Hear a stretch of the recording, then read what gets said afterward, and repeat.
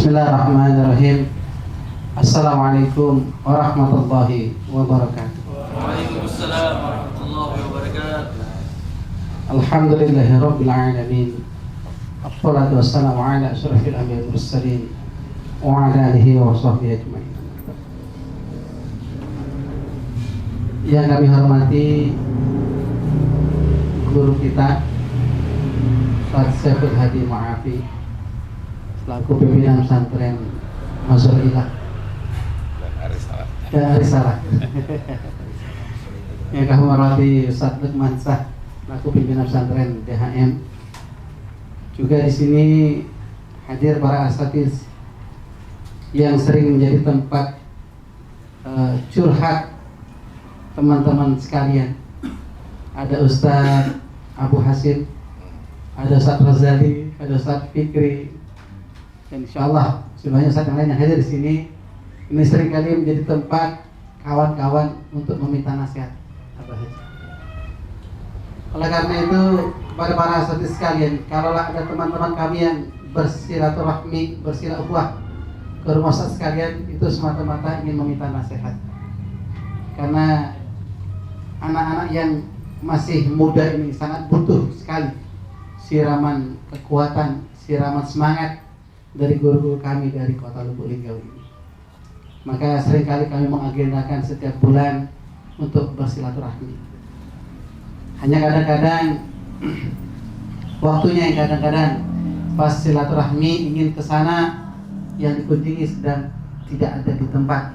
Tapi kami sangat ingin berkunjung kepada Bapak sekalian.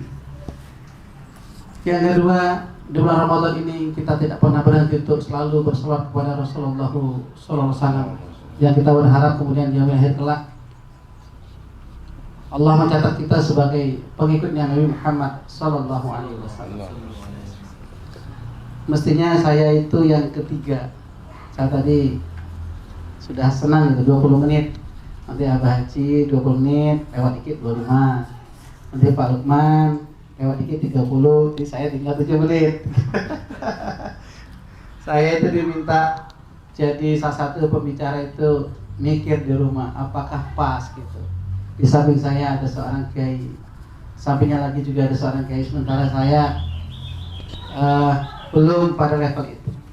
Tapi kemudian saya menguatkan niat, menguatkan tekad, siapa tahu ini menjadi wasilah dari Allah SWT, sehingga nanti ketika malaikat Israel itu datang, kemudian malaikat memberikan laporan bahwa saya pernah satu forum dengan para kiai, sehingga nanti kemudian Allah melayakkan saya bertemu dan berkumpul dengan Kiai Haji Abah Haji Syaiful Hadi Ma'afi.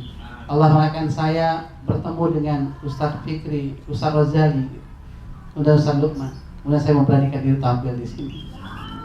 Baik Bapak-bapak yang dirahmati Allah SWT, waktu saya sudah jalan ini, dikit lagi kan? Saya nggak perlu lama-lama, nanti menurutnya Ustaz Lukman. Baik, tema yang diangkat oleh panitia adalah takwa secara pribadi, masyarakat, dan bernegara. Sebenarnya konsep takwa tadi sudah selesai dijelaskan Ustaz Syaiful Hadi Ma'afi. Saya kemudian tidak meluruskan, tapi kemudian coba melihat pada sisi-sisi yang lain. Lalu seperti sama Ustaz Syaiful Hadi Ma'afi tadi, kemudian apa yang harus kita lakukan? Karena memang amanah Ramadan ini adalah la'allakum tattaqun, agar kalian menjadi orang yang bertakwa. Maka ketakwaan inilah yang harus kemudian kita suarakan terus-menerus di tengah umat dalam semua lini kehidupan, baik dalam kehidupan pribadi, kemudian keluarga, maupun dalam kehidupan berbangsa dan bernegara. Secara pribadi, personal, kalau seseorang itu takwa, seperti kata Abah Haji, selesai sebenarnya perkara. Kalau pribadinya takwa, karena kalau pribadinya takwa, maka dia menjadikan standar perbuatan dia adalah hukum syara, halal dan haram, bukan manfaat. Maka dia akan terhindar dari segala hal maksiat. Pak, kalau aku ini kan tinggalnya di Balak Curug, meskipun mertua di Majapahit. Jadi namanya kehidupan yang kata orang itu cak-cak akhir zaman itu, saya sudah biasa melihat, biasa. Yang katanya narkoba, yang katanya begal, yang katanya tino nakal itu. Wah, itu udah luar biasa. Melihat langsung kondisi yang ada. Kalau kita ditanya oleh umat, lalu solusinya apa agar menyelamatkan anak-anak kita dari kondisi yang rusak itu? Tidak ada lain, adalah dengan menanamkan ketakwaan. Takut dia kepada Allah Subhanahu wa taala dengan cara taat kepada semua yang Allah perintahkan dan meninggalkan semua yang Allah larang. Maka selesai. Maka orang yang bertakwa secara pribadi tidak akan kena narkoba, karena dia tahu itu adalah sesuatu yang dilarang oleh Allah Subhanahu wa taala. Tidak akan dia terlibat dalam perjudian misalnya. Meskipun judinya mau offline maupun online, tidak terlibat. Kenapa? Karena dia adalah pribadi yang takwa. Maka membentuk pribadi yang takwa itu adalah tugas kita bersama. Karena itu adalah solusi agar menyelamatkan pribadi secara personal dari segala bentuk kemaksiatan. Lalu kalau masyarakat yang bertakwa, bagaimana cara masyarakat? Juga tidak ada cara lain. Seperti kata Abah Haji tadi, dengan cara takwa kepada Allah Subhanahu wa taala. Tadi yang Abah sampaikan, kalaulah sekiranya penduduk di sebuah negeri itu beriman bertakwa kepada Allah Subhanahu wa taala, la fatahna alaihim barakatin minas sama'i wal ardh, maka Allah akan memberikan keberkahan dari langit dan dari bumi. Syaratnya apa? Syaratnya adalah bertakwa kepada Allah Subhanahu wa taala. Maka masyarakat yang barokah itu adalah terwujud kalau ketakwaan itu ada di tengah-tengah umat. Gitu. Bagaimana caranya? Ya ini memang butuh istiqomah kita, butuh keberanian kita untuk terus-menerus menyampaikan syariat Islam ini, mengajak masyarakat untuk bertakwa kepada Allah Subhanahu wa taala. Nah, yang ketiga, ngerti kata Abah Haji tadi, memang agar negeri ini menjadi negeri barokah memang harus ada himayat din, gitu. Adanya penjagaan kepada agama. Agar agama ini terjaga, bagaimana caranya? Butuh kekuatan. Tidak selesai hanya dengan sebuah university, tidak selesai hanya dengan sebuah pesantren, gitu. Tidak selesai dengan hanya nulis taklim, tapi kita butuh kekuatan. Kekuatan apa yang bisa menjaga agama ini? Adalah kekuatan ditopang oleh sebuah bangsa dan negara. Karena mereka yang punya kekuatan untuk menjaga agama ini. Ketika berulang kali kita menyaksikan misalnya ada yang namanya penistaan terhadap hukum agama, itu tidak bisa diselesaikan oleh kita. Baik kita di pesantren misalnya, kita yang di ormas misalnya, kita di taklim. Kenapa? Karena yang bisa menyelesaikan itu adalah orang yang punya kekuatan, yaitu adalah kekuatan bangsa dan negara. Kalau kita berpikir secara sederhana sebenarnya, bukankah bumi ini adalah milik Allah? Langit juga adalah milik Allah Subhanahu wa taala. Udara yang kita hirup juga adalah milik Allah Subhanahu wa taala. Maka sudah pantas kemudian yang layak untuk digunakan aturan yang di muka bumi ini adalah aturan Allah Subhanahu wa taala. Maka kuncinya adalah takwa, seperti kata Abah Haji tadi. Namun kemudian ini yang sering kita ingatkan ketika khutbah Jumat. Bismillahirrahmanirrahim. Ya ayyuhalladzina amanu ittaqullaha haqqa tuqatih wa la tamutunna illa wa antum muslimun. Hai orang yang beriman, bertakwalah kamu dengan sebenar-benar takwa. Maksudnya ini bisa kita maknai mungkin takwa secara kafah, totalitas. Secara pribadi dia bertakwa, dalam kehidupan bermasyarakat dia bertakwa, dalam berbangsa dan bernegara dia bertakwa, karena takwa yang totalitas. Maka wajar kemudian pada tahun 2005 pada bulan Juli, Majelis Ulama Indonesia mengeluarkan fatwa yang bunyinya adalah Majelis Ulama Indonesia memberikan fatwa haram hukumnya sekularisme, pluralisme, dan liberalisme. Fatwa MUI tahun 2005. Apa itu sekularisme? Sekularisme itu adalah fasludin anil hayah, memisahkan agama dengan kehidupan. Karena tentu bagi sesepuh kita KDMI, sangat memahami bahwa Islam itu tidak boleh dikotak-kotakkan. Islam itu tidak boleh hanya dalam kehidupan pribadi. Islam itu bukan hanya adalah kehidupan di keluarga. Islam itu bukan hanya dalam kehidupan berkeluarga. Tidak. Tetapi Islam itu ada dalam seluruh aspek kehidupan, baik dalam kehidupan pribadi, berkeluarga, bertetangga, bermasyarakat, bahkan bernegara. Itulah yang perlu kita perjuangkan. Karena memang hanya dengan sebuah kekuatan itulah nanti hukum Islam bisa diterapkan secara kafah dan totalitas. Karena Islam itu bukan hanya bicara tentang akidah dan ibadah. Islam juga bicara tentang muamalah. Islam juga bicara tentang politik. Islam juga bicara hukum dan seterusnya. Ketika misalnya kita paham dan memahami umat bahwa minuman keras itu haram, clear, nggak ada perdebatan di situ. Minum keras itu haram.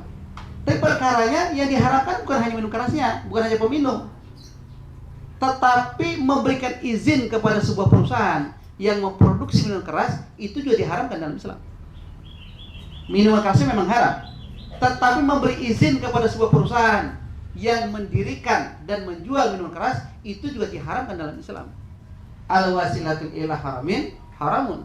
Segala sesuatu yang nyata-nyata mengatakan pada haram, hukumnya haram. Lalu muncul pertanyaan kita, institusi apa yang bisa melarang terbitnya izin supaya mendirikan pabrik minuman keras? Itu ada sebuah negara. Ormas tidak bisa, pesantren tidak bisa, masjid tidak bisa. Yang punya itu adalah negara. Maka saya sebagai pembina Masjid Al-Quran sangat sepakat dengan hasil ijtima ulama Komisi Fatwa MUI yang dilakukan pada tanggal 9 sampai tanggal 11 bulan November tahun 2021. Berapa bulan yang lalu? Yang dihadiri 700 orang. Apa hasilnya? Menghasilkan 7 hasil ijtima ulama. Tertuang dalam Fatwa Majelis Ulama nomor 7 garis miring Kongres Nasional 7 garis miring MUI garis miring 11 garis miring 2021. Apa bunyinya? Melahirkan 6 konsep karena mereka membahas tentang makna jihad dan khilafah. Melahirkan 1 rekomendasi di bawahnya. Apa rekomendasinya dari Komisi Fatwa MUI? Mereka merekomendasikan setelah mereka bersepakat dari tanggal 9 sampai 11 melahirkan sebuah keputusan, merekomendasikan kepada masyarakat dan bangsa Indonesia untuk tidak memberikan stigma negatif kepada kata jihad dan khilafah, karena 2 kata itu adalah bagian pada syariat Islam. Dan acara itu ditutup oleh Menteri Agama Gus Yakut. Clear sudah. Tadi kalau Abah Haji bilang salah satu penyebab kenapa kita lemah, kita mendengar kata jihad. Saya menambahkan, kekuatan yang kedua kita punya adalah khilafah. Karena ketakwaan totalitas dalam bernegara itu, lalu kita akan ditanya oleh umat, oke Ustaz, kalau gitu Ustaz, konsep apa yang Ustaz tawarkan kepada kami? Maka kami menawarkan konsep seperti yang Rasulullah ajarkan, seperti yang oleh para sahabat. Makanya Ramadan ini enak kita dengarnya. Ketika Bilal itu membaca di antara sela-sela salat tarawih, Al-Khalifatu Rasulullah sallallahu alaihi wasallam, Amiril Mukminin Sayyidina Abu Bakar As-Siddiq radhiyallahu anhu. Disebutkan kata khalifah. Kenapa disebut kata khalifah? Karena sistem yang mereka bawa adalah sistem kekhilafahan, maka pemimpinnya disebut dengan khalifah. Dan seperti kata MUI tadi dalam hasil ijtihadnya, karena khilafah adalah bagian besar Islam, maka tidak boleh ada orang siapapun yang memberikan stigma negatif kepada kata khilafah dan jihad. Nah, kalau ditanya, pikir lagi kayaknya ya. Kata saya ini jarang-jarang ketemu Abah Haji, jadi kalau ketemu semangat. Ketemunya di Facebook terus ini. Saya kalau di Facebook mentok diskusinya, saya langsung nanya beliau, tolong Abah, tolong saya di masih ketemu di Facebook sama Abah Haji ini. Gitu. Jadi kemudian teman-teman sekalian yang dapat Allah SWT, memang kita butuh waktu dan proses, butuh perjuangan. Kalau kita ingat dulu era tahun 80-an, itu kerudung itu, atau istilahnya sekarang itu jilbab, itu dilarang tahun 80-an. Bahkan siswi-siswi SMA itu nggak boleh loh pakai kerudung. Apalagi misalnya polwan, nggak boleh. Kalaupun ada yang ngotot juga pakai kerudung, itu kalau mau bikin pas foto harus dilepas dengan alasan nampak kupingnya. Tapi seiring dengan dakwah terus disampaikan, terus didakwahkan, terus istiqomah kita mendakwakannya, apa yang terjadi? Sekarang keundangan pun orang pakai jilbab. Kalau di Jawa dulu orang keundangan pakai kemben, sekarang rata-rata orang sudah pakai jilbab keundangan.